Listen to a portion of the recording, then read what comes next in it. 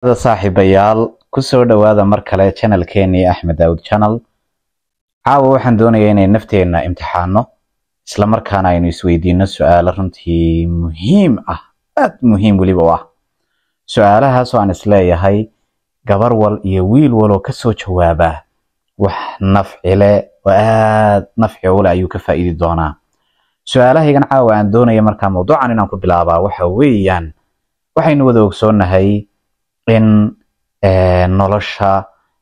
aynu u hamuun qabno sidii aynu u guuleysan lahayn ama u xaqiijin lahayn yoolalkeena nololeed.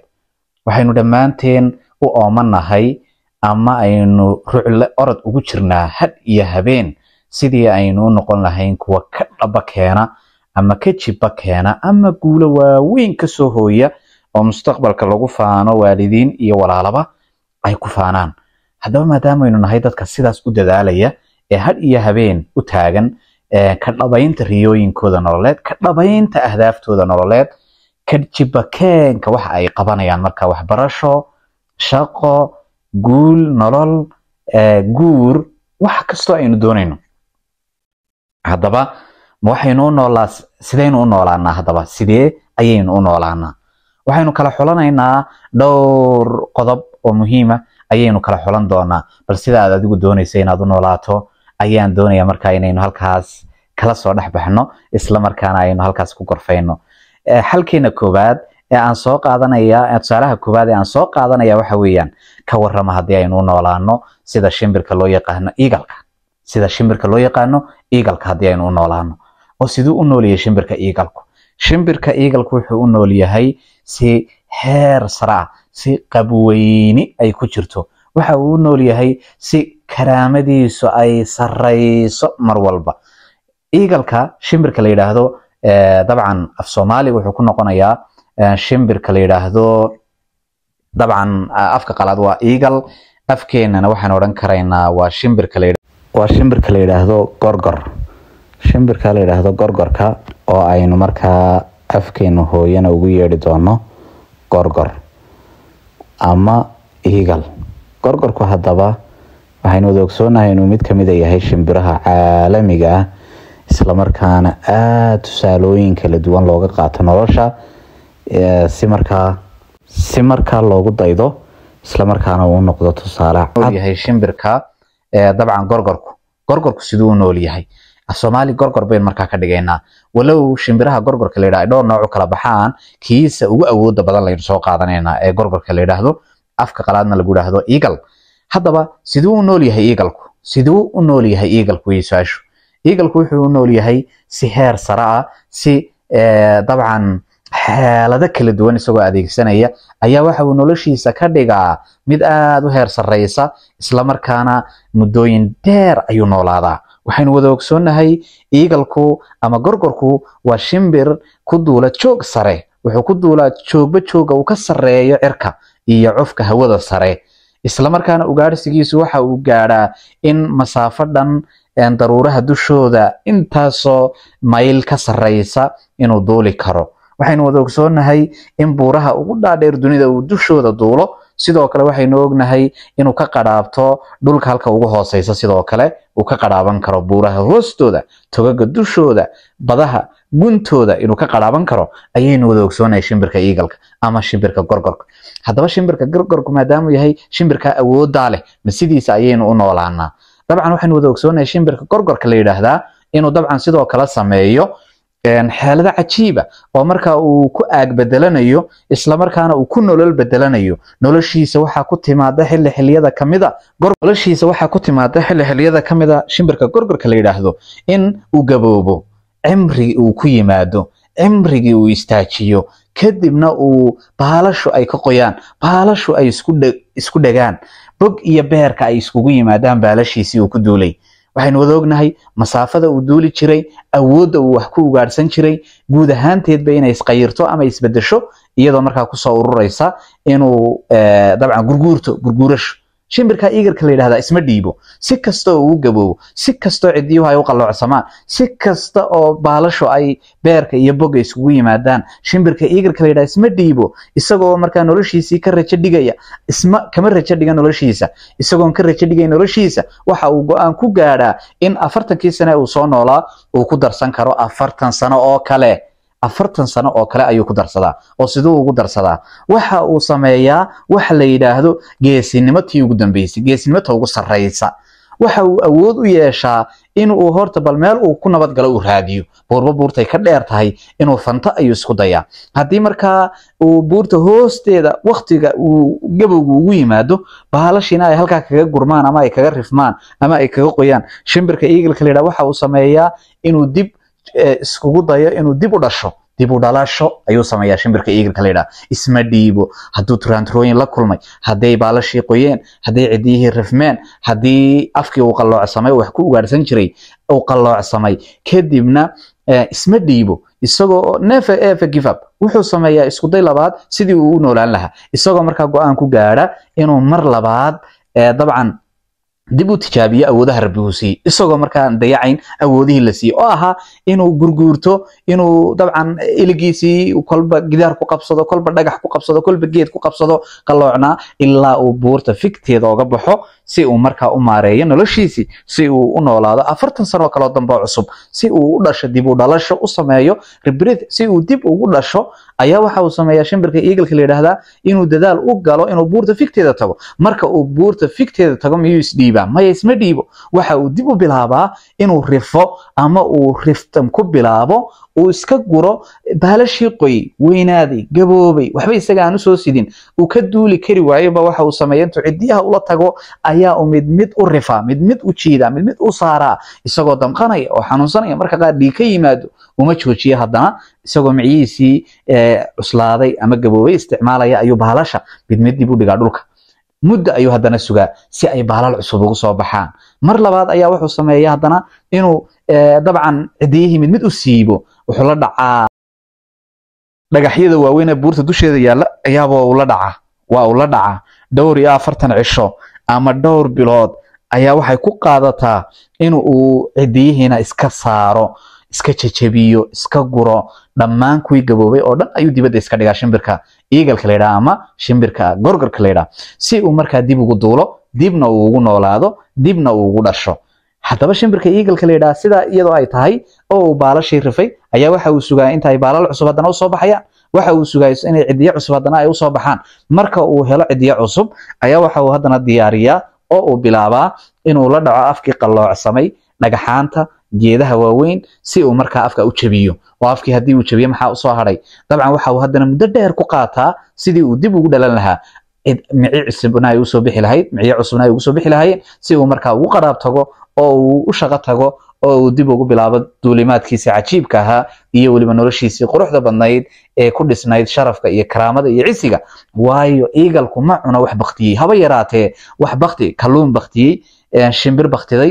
neef xoolaayo